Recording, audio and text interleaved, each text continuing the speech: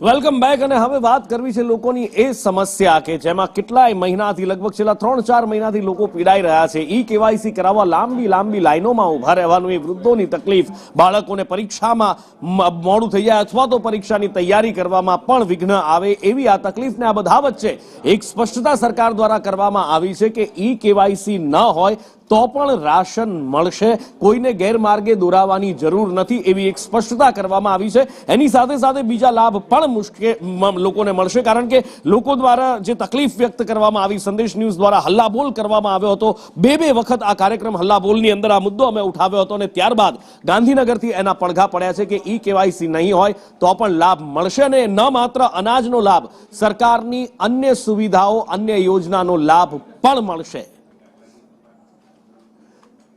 સંદેશ ન્યૂઝની મુહિમ બાદ આખરે આ નિર્ણય સરકાર દ્વારા કરવામાં આવ્યો છે અને ચોખ્ખું કહેવામાં આવ્યું છે કે કોઈ પણ અફવાઓથી દોરાવાની જરૂર નથી, ઈ કેવાયસી નથી કરેલું, રાશન જોઈએ છે, રાશનની દુકાને પહોંચી જાઓ, આપને આપના હકનું, આપના હિસ્સાનું રાશન મળી જશે। એની સાથે સાથે સરકારી યોજનાઓમાં પણ જો ઈ કેવાયસી નથી થયું તો એનો લાભ મળી જશે, પણ સમસ્યા અહીંથી પૂરી નથી થતી। એનું કારણ એ છે કે આજે તમે આ વાત કરી દીધી છે, પણ કાલે ઉઠીને ફરી ઈ કેવાયસીની લાઈનોમાં તો લોકોને ઉભા જ રહેવાનું છે। પ્રતિક પાસેથી વિગત જાણીએ। પ્રતિક। નુપુર, રેશન કાર્ડમાં જ્યારથી ઈ કેવાયસી કરવાની વાત સામે આવી છે ત્યારથી જે શહેરીજનો છે તેમાં એક ગભરાટ જોવા મળે છે, ફફડાટ જોવા મળે છે કે જો ઈ કેવાયસી નહીં કરાયું હોય તો શું થશે, શું મને અનાજ અથવા તો અન્ય લાભો મળે છે તે લાભો મળતા બંધ થશે।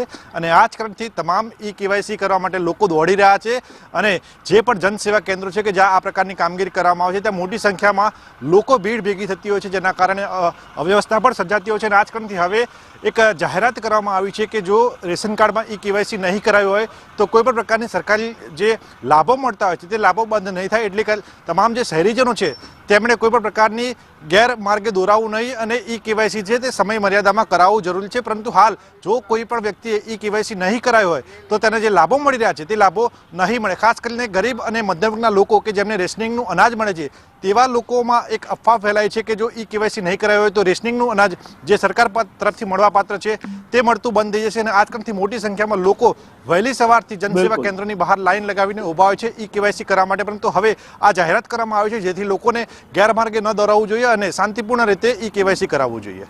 ચલો, એક સરાહનીય પગલું સંદેશ ન્યૂઝની આ મુહિમની એક અસર દેખાઈ છે અને લોકોને એક રાહત સરકાર તરફથી આપવામાં આવી છે।